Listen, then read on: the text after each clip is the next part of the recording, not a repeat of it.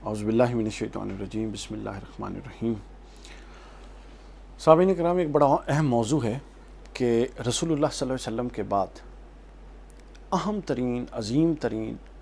اول ترین، اعلیٰ ترین طبقہ کیا ہے؟ وہ طبقہ صحابہ کرام کا ہے، بلا شک و شبہ۔ لیکن لطف کی بات دیکھیے کہ حضور کے چند ہی حیات ظاہری کے چند ہی سالوں بعد ابھی حضرت سیدنا ابو بکر، سیدنا عمر، سیدنا عثمان اور سیدنا علی رضوان اللہ علیہم اجمعین اور امام حسن کا مختصر دور وہ گزرا ہی تھا کہ جب ملوکیت نے خلافت پر اور اسلامی سیاست پر ڈیرے ڈالے تو وہ عظیم ترین طبقہ جس کو صحابہ کرام کہتے ہیں اور جس پر ہمارے مسلمان اپنی جان کی بازی لگانے کے لیے تیار ہیں، جان لٹانے کے لیے تیار ہیں، اس طبقہ، اس مقدس ہستیاں صحابہ کرام کے ساتھ کیا معاملہ کیا جاتا تھا، یہ میں نے آج آپ کو بتانا ہے، تاکہ جو ہمارے ہاں محبان صحابہ ہیں، بہت ان کو صحابہ کرام کی ادب ہے اور صحابہ کرام کی محبت ہے، ان کو یہ بھی پتہ لگے کہ کون لوگ تھے جو صحابہ کرام کے دشمن تھے۔ صحیح بخاری میں یہ حدیث پاک ہے، صحیح بخاری سے شروع کر رہا ہوں میں، کتاب العلم میں ہے، اور یہی حدیث پاک جو ہے یہ طبقات ابن سعد میں بھی نقل کی گئی ہے اور ابن عساکر نے تاریخ مدینہ دمشق اس میں بھی نقل کیا ہے اور دیگر کتب میں بھی یہ موجود ہے۔ حضرت ابو ہریرہ رضی اللہ تعالیٰ عنہ روایت فرماتے ہیں کہ رسول اللہ نے فرمایا، رسول اللہ نے مجھے 2 تھیلے دیے، علم کے 2 تھیلے دیے، یعنی 2 کیٹیگریز کے نالج مجھے ٹرانسفر کیا اپنی مقدس فرمودات کے ذریعے۔ ان میں سے ایک تو وہ ہے جو میں نے لوگوں کو بتا دیا، بیان کر دیا، بعض آگے تفاصیل آئیں گی تو اس میں وہ ہے، وہ سنن کا علم ہے، احکام کا علم ہے، وہ میں نے بیان کر دیا۔ جبکہ دوسرا جو تھیلا، جو علم کا پاکٹ جو رسول اللہ صلی اللہ علیہ وسلم نے مجھے دیا ہے، وہ ایسا ہے کہ اگر میں اسے بیان کروں گا تو تم لوگ میری گردن کاٹ دو گے، میری گردن کاٹ دی جائے گی۔ لطف کی بات سنیے ذرا، اور اس حدیث کے اندر ایک اور طلب نکتہ دیکھیے، یہ کہہ کون رہا ہے؟ یہ آپ میں یا کوئی امام اور محدث یہ بات نہیں کر رہا، حضرت سیدنا ابو ہریرہ رضی اللہ تعالیٰ عنہ، کثیر الروایت صحابی، جن کا ادب ہر طبقہ صحابہ میں مسلم تھا، جناب صاحب وہ یہ بات کر رہے ہیں اور کہتے کیا ہیں؟ فرماتے ہیں اگر میں تمہیں بتاؤں گا تو تم میرا گلا کاٹ دو گے۔ بھائی سوال یہ پیدا ہوا کہ ایسی کون سی حکومت آ گئی تھی کہ اتنا جلیل القدر صحابی رسول اللہ کے احکام نہیں بیان کر سکتا، اور وہ بیان کرے تو کہتا ہے میرا گلا کاٹ دیا جائے گا۔ یہ وہ کیا شفٹ آیا تھا کہ خلافت راشدہ کے بعد ایک ایسا دور آ گیا مسلمانوں پر کہ عام مسلمان تو کجا، حضرت ابو ہریرہ جیسا بندہ کہتا ہے کہ اگر وہ میں نے بیان کر دیے تو میرا گلا کاٹ دو گے۔ آگے تفصیل آئے گی۔ تو یہ غور طلب بات ہے محبان صحابہ کرام کے لیے اور ہم سب کے لیے، ہم بھی محبان ہیں، کہ وہ کون سا ظاہر ہے وہ دور،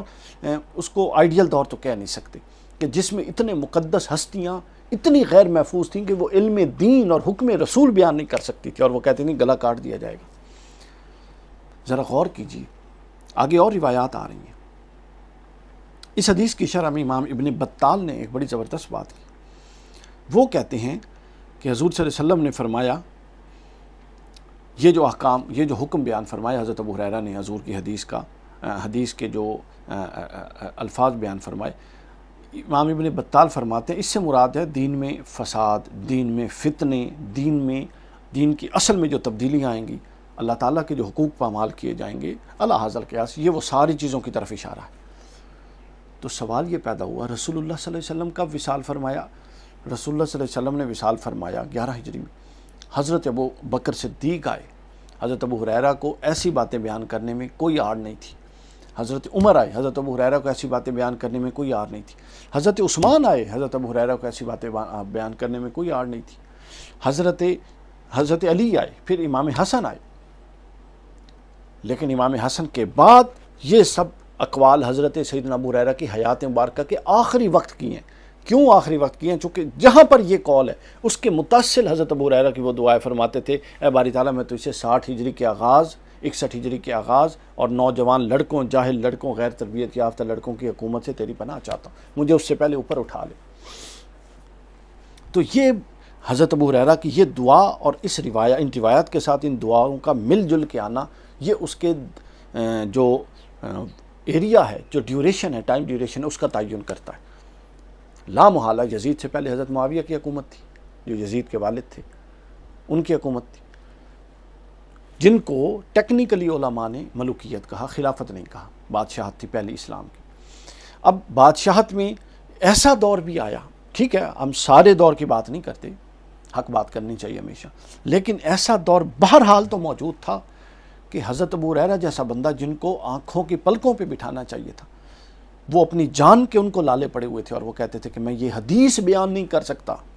کہاں چلے گئے وہ لوگ جو حدیث کی فضائل بیان کرتے ہیں، جو صحابہ کرام کی جناب مبارک داڑیوں کے ایک بال کی گستاخی ہو تو سڑکوں پہ نکل آتے ہیں؟ حضرت ابو ہریرہ کہتے ہیں مجھے اپنی جان کی خطرہ محسوس ہوتا ہے۔ اور پھر آگے امام ابن بطال نے ہی روایت کی کہ حضرت ابو ہریرہ نے بعض روایت میں یہ بھی کہا کہ میں چاہوں تو ان کے نام بتا دوں، لیکن میں اپنی جان کا خطرہ محسوس کرتا ہوں۔ یہ بخاری کی حدیث نمبر 120 ہے کتاب العلم میں۔ اس کے بعد آگے علماء نے اس روایت کو بیان کر کے اس کو جن چیزوں پر محمول کیا ہے وہ بھی سن لیجئے، لیکن میرا فوکس پوائنٹ ان روایات کا بیان نہیں ہے۔ یہ روایت حضرت ابو ہریرہ کہہ رہی ہیں، پہلا پوائنٹ۔ حضرت ابو ہریرہ کس دور میں بیٹھے ہیں اور کب فوت ہو گئے؟ ظاہر اپنی وفات سے پہلے ہی کہا نا، اور ابتدائی دوروں میں تو کہا نہیں، اور جب کہتے تھے اس کے ساتھ اے باری تعالیٰ مجھے اٹھا لے، اس کو ساتھ جوڑ دیتے تھے۔ تو اس چیز پر غور کیجئے کہ وہ کون سا دور تھا اور وہ کیسا پیریڈ تھا، اور وہ زمین پر کیسا وقت گزرا ہوگا کہ جب جلیل القدر صحابی اپنی زندگی حدیثوں کو بیان کرنے اور علم رسول کو آگے منتقل کرنے میں اپنی جان کی حفاظت، تو اس کے مخالف چیز سمجھتے تھے، وہ سمجھتے تھے کہ اگر ہم نے یہ چیزیں بیان کی تو ہم جان ہماری محفوظ نہیں ہے۔ اور پھر امام ابن بطال نے ہی بیان کیا اپنی شرح میں، بخاری کی جو شرح ہے اس کی پہلی جلد صفحہ 199 اور حدیث نمبر 110 کے تحت بیان کرتے ہیں کہ یہ جو رسول اللہ کی حدیث حضرت ابو ہریرہ بیان کرتے ہیں، حضرت امام ابن بطال نے اس کی وہ فرماتے ہیں کہ اس کی وجہ یہ ہے کہ یہ یزید بن معاویہ کی خلافت کی طرف اشارہ تھا رسول اللہ صلی اللہ علیہ وسلم کا، کیونکہ یہ ہجرت کا 60واں سال تھا اور اللہ تعالیٰ نے حضرت ابو ہریرہ کی دعا قبول کر لی۔ وہ 60 سال تک زندہ تھے، اللہ تعالیٰ نے ابو ہریرہ کی دعا قبول کی اور ان کو 60 سال سے ایک سال پہلے اٹھا لیا۔ 60 سال آیا اور پھر یزید کی حکومت قائم ہو گئی۔ علامہ عینی نے یہی بات کی، انہی دو علم کے تھیلوں کی بیان کر کے آخر پہ وہ کہتے ہیں، میں باقی سے چھوڑتا جا رہا ہوں، متعلقہ چیز لوں گا۔ امام اسقلانی فتح الباری پہلی جلد صفحہ 216 پر حدیث نمبر 120 کے تحت فرماتے ہیں، حضرت ابو ہریرہ نے فرمایا کہ اگر میں چاہوں تو ان کے نام بتا سکتا ہوں، لیکن اپنی جان کا خطرہ لاحق ہوا تو انہوں نے ناموں کی وضاحت نہ کی۔ حضرت ابو ہریرہ کہتے ہیں میں نام بتا، اس کا مطلب ہے جانتے تھے کہ کون کتنا حق پر ہے، اور کون جو بھی وہاں پر بااختیار لوگ تھے، حضرت ابو ہریرہ ان کے اندر سے اصلیت جانتے تھے کہ یہ کتنے کھوکھلے لوگ ہیں اور ان سے متعلق رسول اللہ کیا فرما کر گئے۔ آگے چلیے، امام علامہ عینی عمدۃ القاری دوسری جلد صفحہ 185 حدیث نمبر 120 کے تحت، اور امام کرمانی شرح صحیح بخاری جلد 2 صفحہ 137 حدیث نمبر 121 کے تحت، اور امام قسطلانی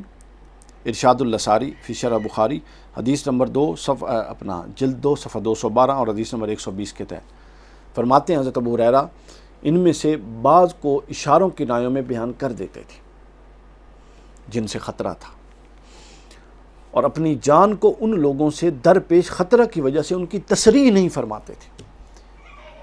اب یہاں سے یہ سمجھ آئی کہ حضرت ابو ہریرہ جو عہد صحابہ میں تھے، جلیل القدر صحابی تھے، ان کے دور میں کچھ لوگ ایسے موجود تھے جو بااختیار تھے، جو ظالم تھے، جو جابر تھے، جو قاتل تھے، اور حضرت ابو ہریرہ جیسا نفیس الطبع انسان ان سے اپنی جان کا خطرہ محسوس کرتا تھا، تو اشارتاً کنایتاً ان کے نام بتا دیتا تھا جو رسول اللہ صلی اللہ علیہ وسلم نے اشارہ فرمایا، مگر تصریح اس لیے نہیں کی تھی، ان کو یقین تھا کہ مجھے گردن کاٹ دی جائے گی، گردن کاٹ دی جائے گی۔ تو ذرا غور کیجئے، یہ سارا دورانیہ جس کی طرح میں بار بار اشارہ کر رہا ہوں، یہ کس کا تھا؟ یزید تو ابھی حکمران نہیں بنا تھا، تو اس کا مطلب ہے اپنا یزید ابھی حکمران نہیں بنا تھا۔ تو یہ معاملہ غور طلب ہے کہ وہ کون سی حکومت تھی کہ جس حکومت کے پورے دورانیے میں ایک ایسا دورانیہ آیا کہ حضرت ابو ہریرہ غیر محفوظ تھے، صحابی غیر محفوظ تھے، محبان صحابہ جو ہیں ان کو غور کرنا چاہیے کہ جس دور حکومت میں اور جس دور حکومت کے اس دورانیہ میں حدیث رسول محفوظ نہ ہو، حدیث رسول کا بیان کرنے کی اجازت نہ ہو اور صحابی محفوظ نہ ہو، اس کو کیا کہا جا سکتا ہے؟ میں تو ایک طالب علم ہوں، میں نے تو صرف مقدمہ سامنے رکھا ہے۔ اس کے بعد ملا علی قاری رحمۃ اللہ علیہ فرماتے ہیں، مرقات المفاتیح جلد 1 صفحہ 479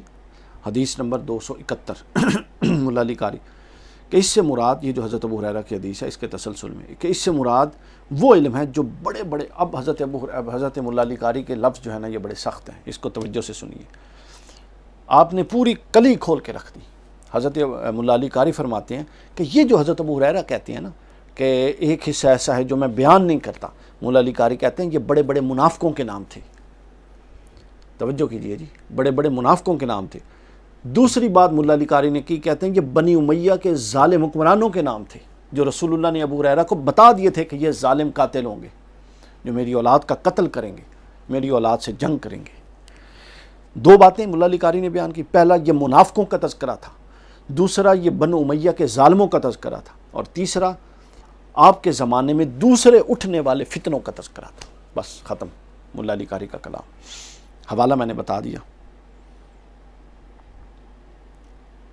اس کے بعد امام ابہری علیہ رحمہ بیان کرتے ہیں کہ علماء نے اس تھیلے کو، یہ جو حضرت ابو ہریرہ سے روایت ہے، تھیلے کو ان احادیث پر محمول کیا ہے جن میں ظالم حکمرانوں کے نام، ان کے کرتوت، ان کے احوال کی مذمت ہے۔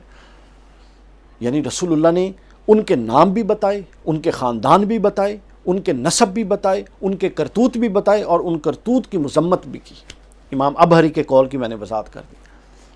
فرماتے ہیں کہ اس سے مراد وہ احادیث ہیں جو ظالم حکمرانوں کے نام، ان کے احوال اور ان کے احوال کی مذمت پر مبنی ہے۔ اور حضرت سیدنا ابو ہریرہ رضی اللہ تعالیٰ عنہ بعض اوقات اس کے اشارے کر دیتے تھے اور اپنی جان کو ان کی جانب سے خطرے کی وجہ سے صراحت نہیں کرتے تھے۔ واہ، ہمیں مثالیں دیتے ہیں، اور اس دور کی جس دور میں صحابہ کرام خود محفوظ بھی نہیں تھے۔ کمال کی بات ہے، یہ کون سا دور تھا؟ اب مجھے اس دور کا آپ لوگوں نے سمجھانا ہے، چونکہ میں ناقص الفکر آدمی ہوں تو مجھے اس دور کا تعین نہیں ہو رہا، چونکہ یہی وہ دور تھا جس میں ابو ہریرہ رضی اللہ تعالیٰ عنہ فرماتے ہیں نا کہ میں محفوظ نہیں۔ وہ دور تھا جس میں بنیاد رکھی گئی اس واقعے کی جس میں پھر حسین اور حسین کے خاندان اور خاندان رسول محفوظ نہیں رہا۔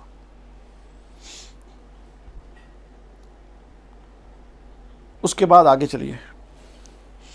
امام ابن حجر اسقلانی بیان کرتے ہیں فتح الباری 13ویں جلد صفحہ نمبر 10 پر کہ حضرت سیدنا ابو ہریرہ رضی اللہ تعالیٰ عنہ کا یہ قول کہ میں اگر یہ بتانا چاہوں کہ وہ فلاں بن فلاں بن فلاں ہیں تو میں بتا سکتا ہوں، یا اگر میں بتانا چاہوں کہ بنو فلاں بنو فلاں بنو فلاں ہیں تو میں بتا سکتا ہوں۔ یہاں تک حضرت ابو ہریرہ جانتے تھے، مگر بیان کیوں نہیں کیا؟ فرمایا اگر میں یہ بیان کروں تو میرا گلا کاٹ دیا جائے گا۔ یعنی سچ سننے والے ہی نہیں تھے۔ ہم آج روتے پیٹتے ہیں نا کہ یار سچ کوئی نہیں، ایمانداری نہیں ہے، حق اور انصاف نہیں ہے، یہ کتابی باتیں ہیں۔ حق اور انصاف اور ایمانداری یہ تو اس دور میں نہیں تھی۔ آج آپ کی اور میری تو حق جاننے کی بھی سمجھ میں کمی بیشی ہو سکتی ہے، حضرت ابو ہریرہ کی تو نہیں ہے۔ حضرت ابو ہریرہ جیسا انسان کہتا ہے کہ میں وہ بتاؤں گا تو میرا گلا کاٹ دیا جائے گا۔ یعنی اسلام جو اتنا رچ کلچر کا دین تھا، یعنی وہ تقریباً 60 سالوں میں اس کی قدروں کو اتنا ملیا میٹ کر دیا گیا کہ ایک علم کی بات کرنے والا شخص اور علم کے فروغ کی ایک بات وہ کرنے کی گنجائش ماحول میں نہیں تھی۔ تو ہم نے ماحول پر بات کرنی ہے اور ماحول کو درست کرنا ہے۔ پہلے بھی ماحول کا مسئلہ تھا، آج بھی ماحول کا مسئلہ ہے۔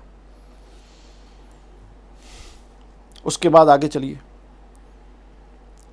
پھر ملا علی قاری رحمۃ اللہ علیہ نے بیان کیا مرقات المفاتیح 7ویں جلد صفحہ 266 حدیث نمبر 3716 صفحہ نمبر نہیں، حدیث نمبر 3716 7ویں جلد صفحہ نمبر 266۔ اس کے بعد امام طبرانی المعجم الاوسط دوسری جلد صفحہ 105 اور حدیث نمبر 1394۔ پھر امام حیثمی مجموع الزوائد چوتھی جلد میں حضرت ابو ہریرہ سے مروی ہے کہ انہوں نے فرمایا میں اس تھیلے میں ایسی حدیثیں رکھتا ہوں کہ اگر وہ بیان کر دوں تو تم مجھے سنگسار کر دو گے۔ اب حضرت ابو ہریرہ کے لفظ دیکھیے بدل بدل کے، ایک جگہ لفظ آیا بلعوم، یہ جو خوراک کی نالی کے ساتھ یہ جو بڑی نرگٹ ہوتی ہے اس کو بلعوم کہتے ہیں، یہ اگر کاٹ دی جائے تو انسان مر جاتا ہے۔ یہاں پر لفظ آیا سنگسار، دوسری جگہ پہ لفظ آیا گردن کاٹ دو گے۔ یعنی آپ الفاظ کا چناؤ دیکھیے، یہ کسی غیر محتاط انسان کا نہیں ہے، صحابی رسول اور حضرت ابو ہریرہ کا ہے جو کثیر الروایت سے آپ ان کا یہ الفاظ کا چناؤ ہے، تو وہ کیسا ماحول ہوگا پرخطر جن میں وہ یہ چیز اس حقیقت کو بھی، یہ بھی حضرت ابو ہریرہ کا میں تو سمجھتا ہوں احسان ہے ہم پر کہ حضرت ابو ہریرہ نے، آپ دیکھیے یہ بڑے لوگ بڑے ہی ہوتے ہیں کہ وہ بات بیان نہیں کر سکتے تھے فیضان صاحب، لیکن وہ ماحول بیان کر کے ہمیں بتا گئے کہ اس وقت میں کہنا کیا چاہ رہا تھا اور اس وقت ماحول کیا تھا۔ اگر مسلمان اس ماحول کو سمجھ جائیں تو وہ سمجھ جائیں گے کہ یہ ماحول جس میں ابو ہریرہ جیسا بندہ بات نہیں کر سکتا، وہاں اگر حسین نے لٹنا اور شہید نہیں ہونا تھا تو کیا ہونا تھا؟ یعنی یہ تو بالکل لنکڈ چیزیں ہیں، اس میں کوئی ایسی بات نہیں ہے۔ یعنی حضرت ابو ہریرہ کے دور تک، عہد صحابہ تک اگر خرابی معاشرتی اس حد تک آ چکی تھی کہ حدیث بیان نہیں ہو سکتی تھی اور ابو ہریرہ جیسا بندہ اپنی جان کا خطرہ پاتا تھا، تو پھر اور چند سالوں بعد تو امام حسین کو کربلا میں شہید ہونا ہی ہونا تھا۔ ظاہر ہے کسی نہ کسی کو تو پھر اس خطرے کو مول لے کر، جس کا اظہار حضرت ابو ہریرہ کرتے، امام حسین نے کیا کیا پتہ ہے آپ کو؟ جس خطرے کو حضرت ابو ہریرہ فرماتے تھے، ذرا توجہ کیجیے، حضرت ابو ہریرہ فرماتے تھے کہ میری گردن کاٹ دی جائے گی، حسین علیہ السلام نے اس خطرے کو مول لیا اور حضرت ابو ہریرہ کا خدشہ درست ثابت کیا، واقعی حضرت ابو ہریرہ کی گردن کاٹ دی گئی۔ اس پوائنٹ پر بہت سارے دفعہ یہ حدیثیں بیان ہوئی ہیں، لیکن اس حدیث سے، ان احادیث سے یہ والا نقطہ آج تک میں نے تو نہیں سنا، لیکن میں نے بیان کرنے کی کوشش کی تاکہ ایک انوائرمنٹل پوائنٹ آف ویو سے، ایک اپنا سوشل پوائنٹ آف ویو سے، ایک معاشرتی نقطہ نظر سے، ایک نفسیاتی نقطہ نظر سے آپ کو اس پہلو کی وضاحت کر دی جائے کہ وہ کیا ماحول تھا جس میں کربلا کی بنیادیں پڑیں۔ کربلا تو ہم بڑا کرتی ہیں، لیکن عقل و دانش کی روح سے اس کے سفر کو بھی سمجھنا ہے کہ وہ معاشرتی تنزل اور معاشرتی زوال کا کیا عالم تھا اور وہ کیا قدریں تھی جو ملیہ میٹ کر کے کر دی گئیں۔ یہ بالکل ایک چیزیں ایک دوسرے کے ساتھ یوں جڑی ہوئی ہیں جس طرح یہ ہاتھ جڑے ہوئے ہیں۔ سیدنا ابو ہریرہ فرماتے ہیں کہ میں بیان کروں گا تو مجھے مار دیا جائے گا۔ حسین علیہ السلام، امام حسین علیہ السلام نے بیان بھی کیا، اس کے خلاف قیام بھی کیا، نتیجہ بالکل وہی ہوا جو حضرت ابو ہریرہ 4 سال پہلے بتا رہے تھے، 3 سال پہلے۔ اللہ تعالیٰ ہمیں حق کو سمجھنے کی توفیق دے۔